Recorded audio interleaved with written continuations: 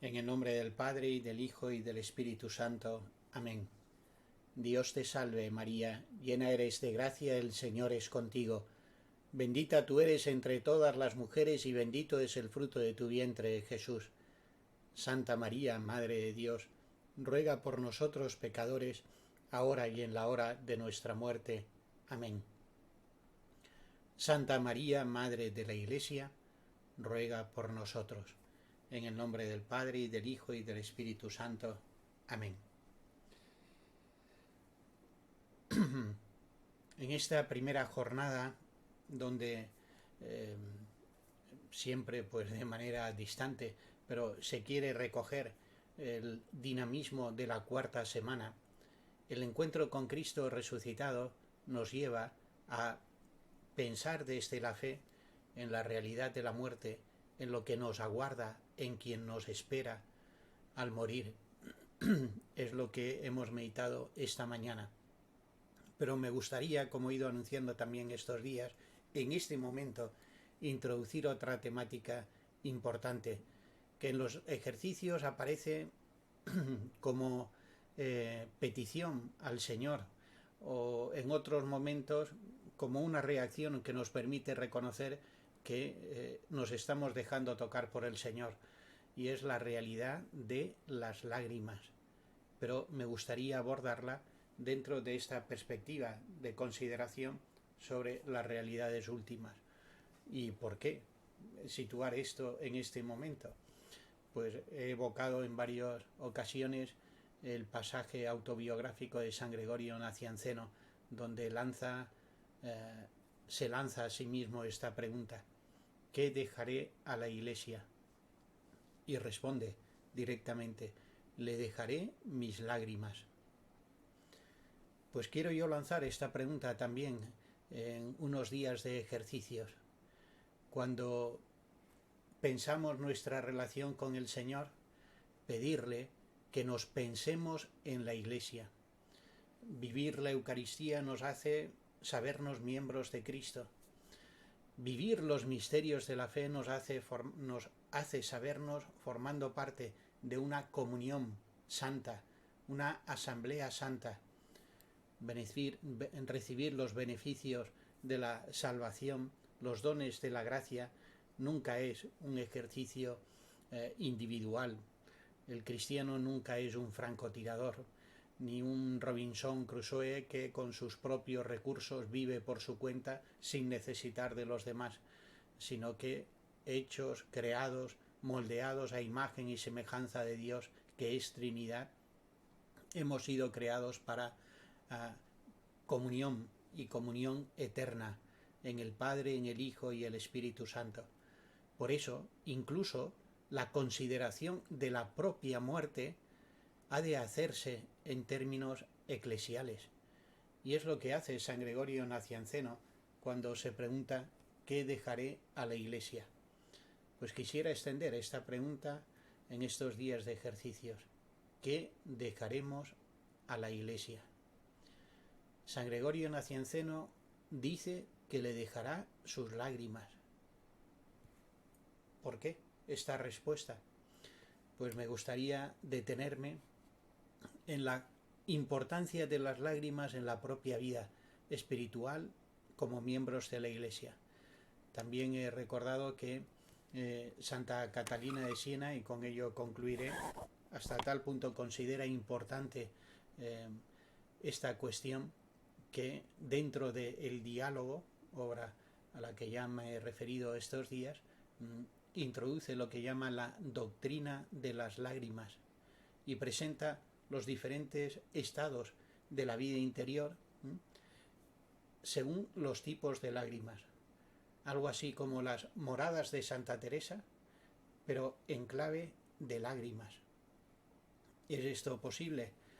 Bueno, repasemos algunos textos que nos vayan ayudando a comprender la importancia de esta cuestión en la vida espiritual, y por tanto considerar que efectivamente es tema para considerar en unos ejercicios espirituales. Por lo pronto, cuando estamos poniendo nuestra mirada de fe en lo que Cristo resucitado nos desvela en relación a lo que acontecerá más allá, y ahora empezamos en cierto modo a gustar la vida eterna, nos encontramos con el desenlace de la historia. Y muy de pasada me he referido esta mañana a la nueva creación, al juicio final. Bueno, pues para advertir la importancia de las lágrimas en relación a las realidades últimas, pues invito a releer Apocalipsis 5, 1, 11. Refiere el evangelista San Juan una visión. Leo brevemente el texto y hago intercalado algún pequeño comentario. Vi en la mano derecha del que está sentado en el trono un libro escrito por dentro y por fuera, y sellado con 7 sellos. Y vi a un ángel poderoso que pregonaba en alta voz: ¿Quién es digno de abrir el libro y desatar sus sellos? La mano derecha. La mano derecha es la mano con la que se rige, con la que se gobierna. El que esté sentado en el trono es el Altísimo que gobierna, y lo hace sosteniendo en la mano derecha un libro en el que todo él es mensaje, escrito por dentro y por fuera, y a la vez sellado con 7 sellos, completamente hermético. Y un ángel poderoso que pregona: ¿quién es digno de abrir el libro y desatar sus sellos? De este libro se habla en otras ocasiones en el Apocalipsis como el libro de la vida o como el libro de la historia. La visión, por tanto, tiene que ver con el gobierno por parte del Todopoderoso de la historia que ha comenzado con el acto primero creador. El tiempo es también criatura de Dios, y la historia, en cuanto despliegue de la creación, también es conducida por Dios. La visión nos habla, por tanto, del desenlace de la historia, y nos dice que la historia está siendo gobernada por Dios, que nada en ella hay despreciable, que todo tiene un significado, pero que este significado permanece oculto, completamente sellado. Nadie es capaz de romper el libro, tomarlo de la mano del que está sentado en el trono. Y añade: y nadie, ni en el cielo, ni en la tierra, ni debajo de la tierra, podía abrir el libro ni mirarlo. Y es esta la afirmación que me gustaría subrayar. Yo lloraba mucho, porque no se había encontrado a nadie digno de abrir el libro y de mirarlo. Se ha visto en estas lágrimas del vidente, las lágrimas personales y de toda la humanidad, que a lo largo de la historia reacciona ante situaciones que nos parecen sin sentido, incomprensibles, porque nos desbordan, superan nuestra capacidad, como la muerte de una persona querida, una enfermedad que parece que lo trastoca todo, una situación personal, un rechazo, un conducirnos, situaciones que nos parecen sin respuesta, incomprensibles, que incluso tantas veces se nos muestran como contrario a lo que pensamos que el Señor nos estaba pidiendo. Y ante esas situaciones hemos reaccionado tantas veces con lágrimas. En las lágrimas del vidente están las lágrimas de la humanidad por tantas situaciones de injusticia, de sufrimiento, de incomprensión. Pero la palabra de esperanza que contiene el Apocalipsis es que estas lágrimas no son en vano. Nunca lloramos en vano, como enseguida veremos. Añade: después de decir yo lloraba mucho, porque nadie era capaz de dar respuesta, por qué y para qué. Nadie era digno de tomar el libro del que está sentado en el trono. Después de decir esto, añade: pero uno de los ancianos me dijo: deja de llorar, pues ha vencido el león de la tribu de Judá, el retoño de David, y es capaz de abrir el libro y sus 7 sellos. Y vi en medio del trono y de los 4 vivientes y en medio de los ancianos a un cordero de pie, como degollado. Tenía 7 cuernos y 7 ojos, que son los 7 espíritus de Dios enviados a toda la tierra. Se acercó para recibir el libro de la mano derecha del que está sentado en el trono. Cuando recibió el libro, los 4 vivientes y los 24 ancianos se postraron ante él, ante el cordero.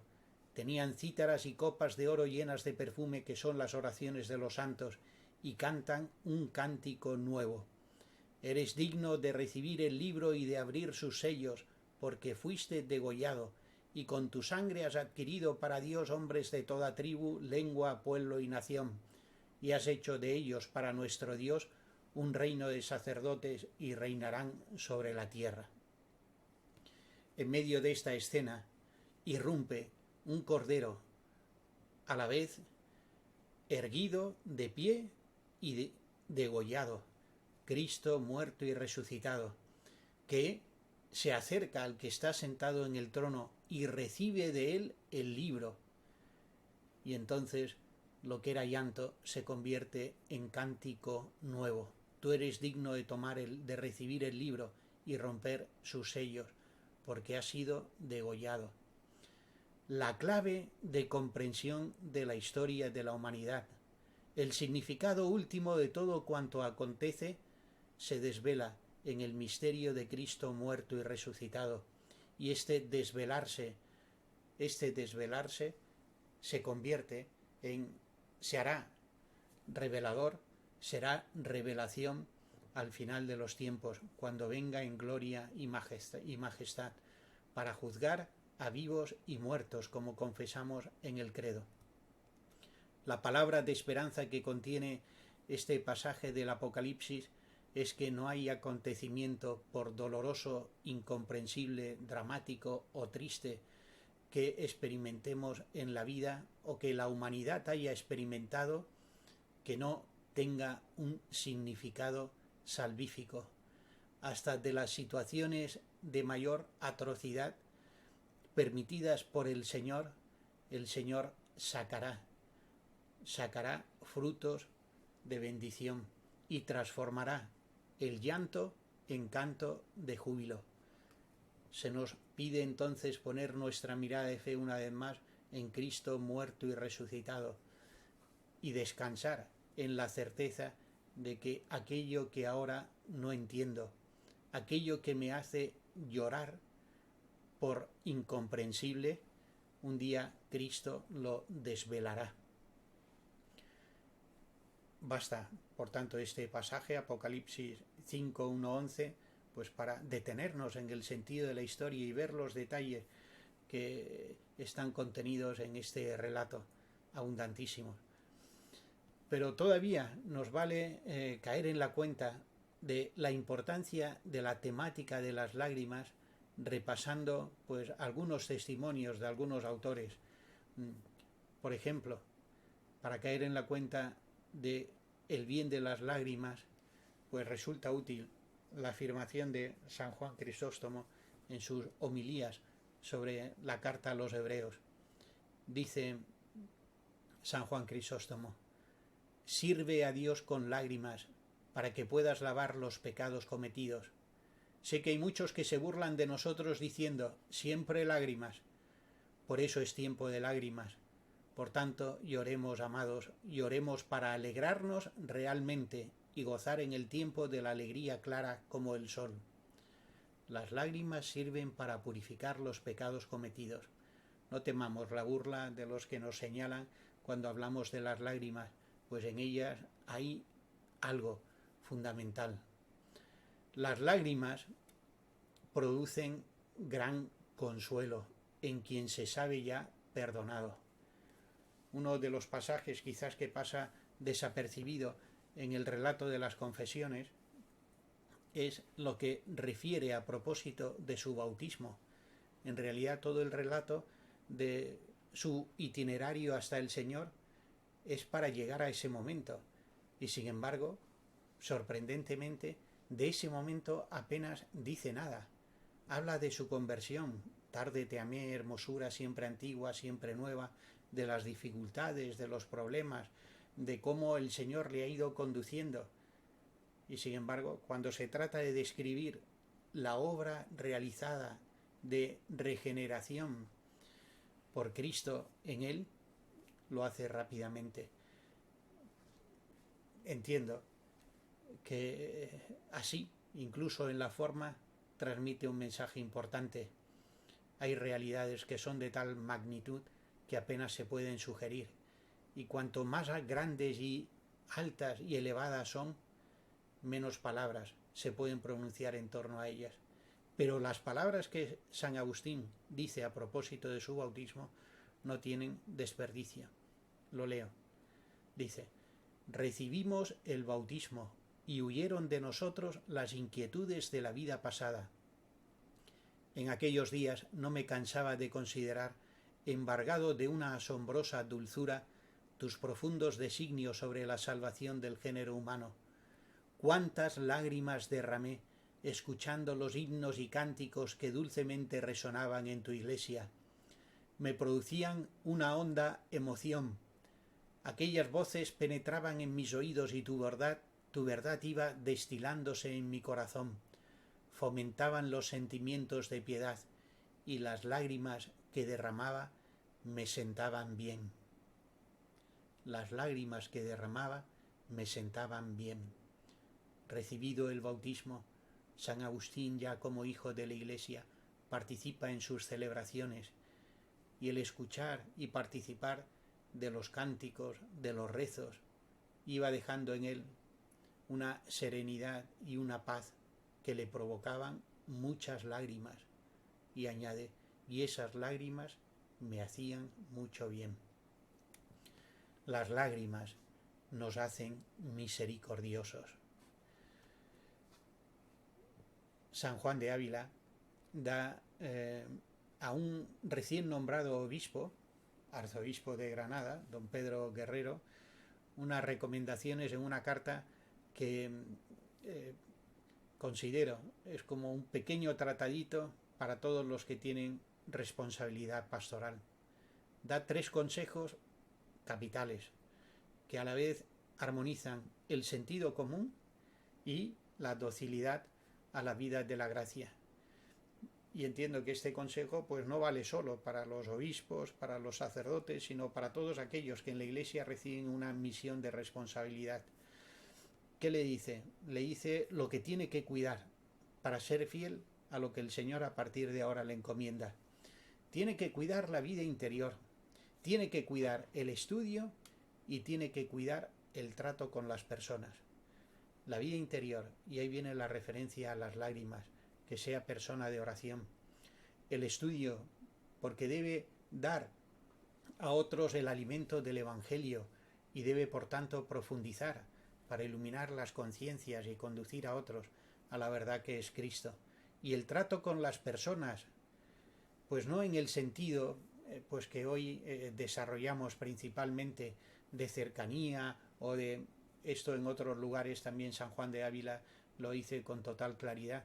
Ahora lo que le dice es que se cuide de aquellos que se le acercarán con interés, porque ahora al estar en un puesto elevado, ha sido nombrado este arzobispo de Granada, muchos de repente se acercarán interesadamente.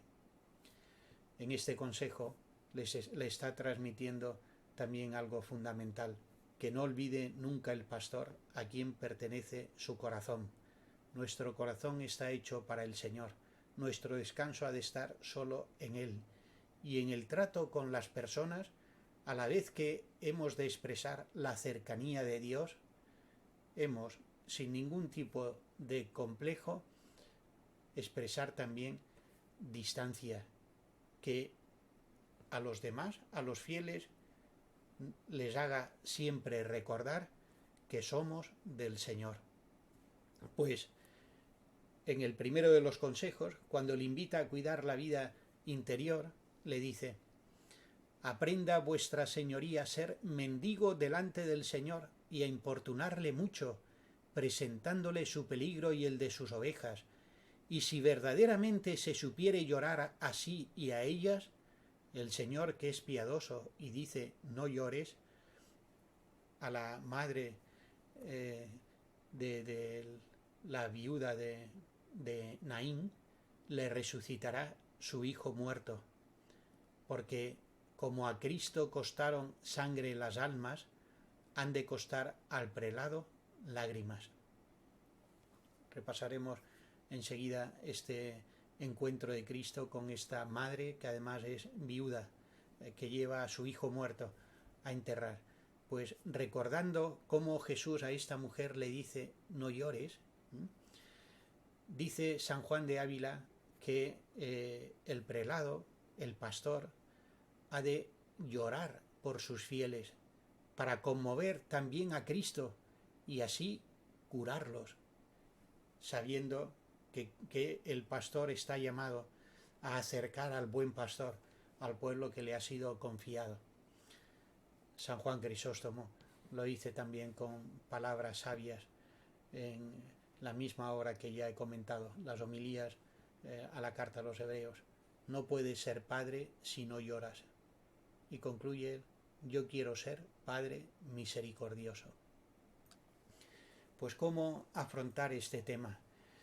Pues una vez más, poner la mirada de fe en Cristo, ver cómo Jesús reacciona ante las lágrimas. Y ahí podemos ordenar los pasajes en los que encontramos las referencias a lágrimas, los pasajes evangélicos, como en varios bloques. Primero, aquellos que nos dicen que Jesús lloró. Segundo, aquellos en los que se nos habla de Jesús deteniéndose ante quien llora. Y luego, pues recordar cómo en la primerísima predicación cristiana toda la obra de la redención, así lo hace la carta a los Hebreos, es presentada en torno a las lágrimas, a gritos y con lágrimas, dice la carta a los Hebreos, recordando cómo Cristo nos ha redimido. Bueno, pues repasemos brevemente estos episodios. Según el testimonio de los evangelios, se nos refiere el llanto de Jesús en dos ocasiones. Uno lo hemos recordado, al entrar con Cristo en Jerusalén. El evangelista San Lucas refiere este episodio que omiten los otros evangelios. Estando ya sobre el pollino, al ver Jerusalén, lloró sobre ella. Jesús llora sobre Jerusalén. Recuerda Orígenes comentando esta referencia de San Lucas. Cuando nuestro Señor y Salvador se acercó a Jerusalén, al verla, lloró. Todas las bienaventuranzas de las que Jesús habla en el Evangelio son confirmadas mediante su ejemplo, y él justifica su enseñanza con su propio testimonio. Conforme a lo que había dicho, bienaventurados los que lloran, Jesús llora para poner así el fundamento de esta bienaventuranza. Llora por Jerusalén, porque no reconociste el tiempo de tu visita. San Gregorio Magno, comentando también este pasaje de San Lucas, nos dice que Jesús llora porque en Jerusalén ve el horror del pecado.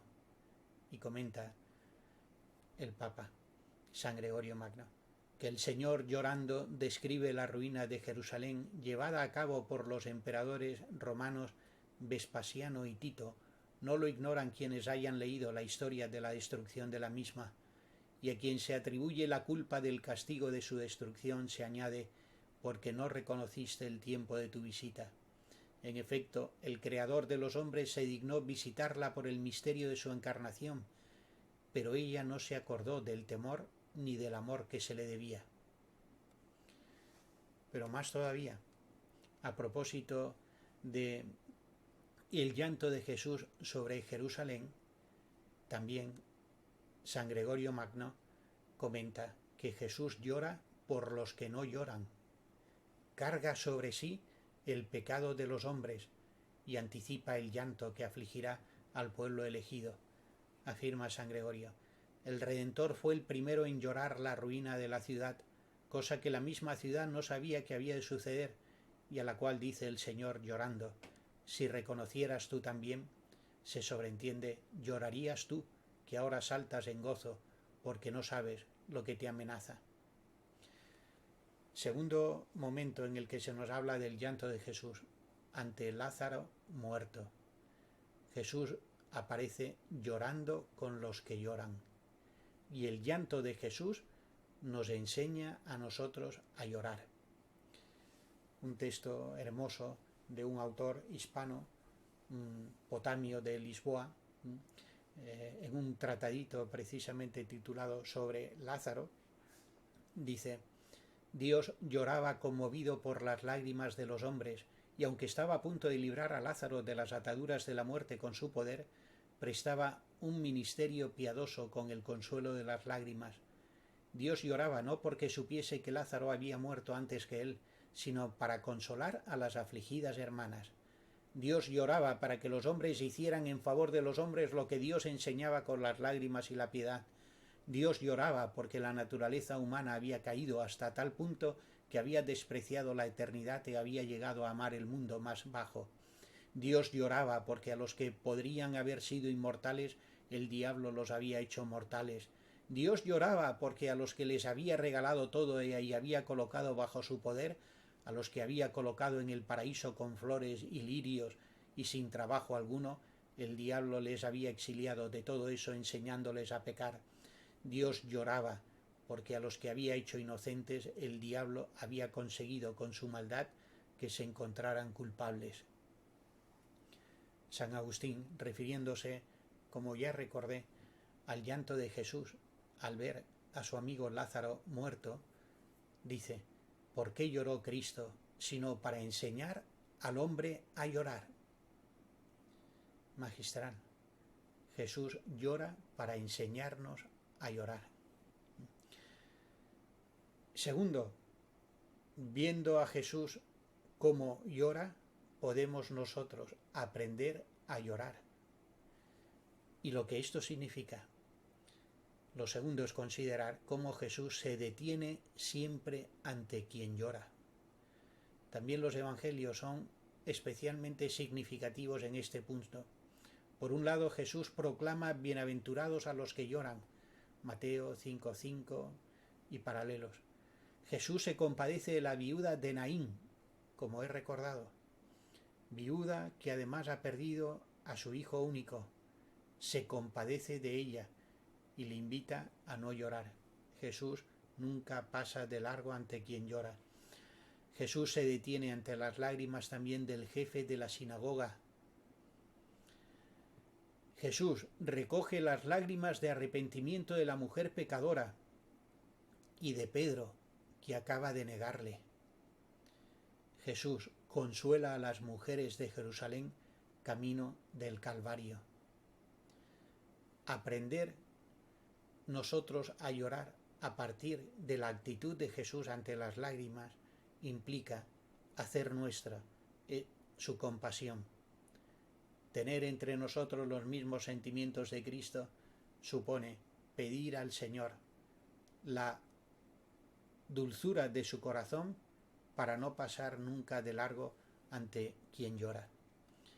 Quizás una de las celebraciones más sorprendentes que vivimos el año de la misericordia fue esta vigilia convocada por el Papa Francisco, titulada Para consolar a quien llora. Es expresión, obra de misericordia, justamente el consolar, según la formulación pues que conocemos a propósito de las obras de misericordia, consolar al triste, enjugar las lágrimas del que llora. Es ejercicio de misericordia actuar como Cristo, que se compadece de quien llora. A modo de conclusión y por avanzar, textos tenemos en el guión de la meditación.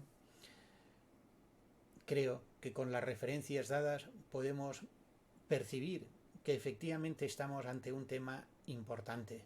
Y recordaba que una doctora de la Iglesia como Santa Catalina de Siena describe los estadios de la vida espiritual según los tipos de lágrimas.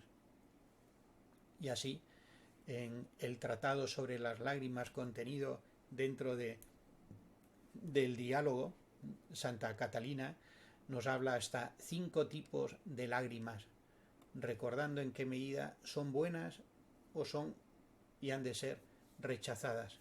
Nos dice, en primer lugar, yendo siempre de menos a más, se encuentran las que podríamos decir lágrimas malas, lágrimas que engendran muerte, son las que proceden del pecado y llevan al pecado, lágrimas de odio, de envidia o desesperación, que proceden de un corazón desordenado y apartado de Dios.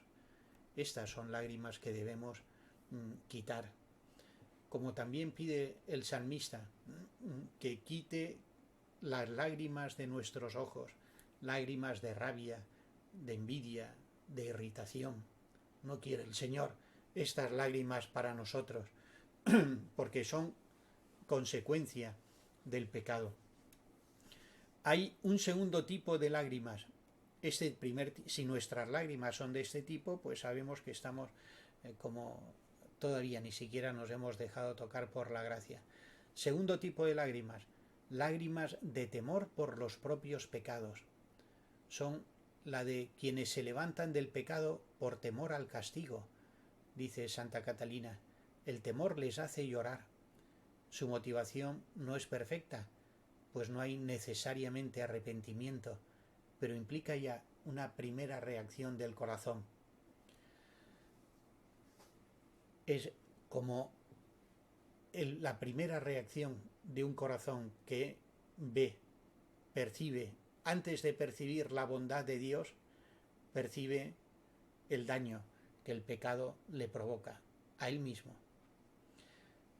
Tercer nivel, habla de lágrimas de los que, lejos del pecado, empiezan a querer servir a Dios, pero privados de los consuelos visibles, lloran por verse con tanta incapacidad y tribulaciones. Estas lágrimas son ya más perfectas, pero indican que aún hemos de recorrer mucho en el camino de la santidad. Son lágrimas ante situaciones de impotencia. Lo intento, pero fallo. Me propongo, pues, corregir tal punto y una y otra vez me veo cayendo en lo mismo. O experimento como, en lugar de tener un corazón en el que percibo pues la grandeza, el entusiasmo, pues ahora me veo padeciendo una situación de debilidad, de agotamiento, y esto provoca lágrimas. Nos dice Santa Catalina de Siena, estas lágrimas que implican ya el rechazo del pecado suponen querer servir a Dios.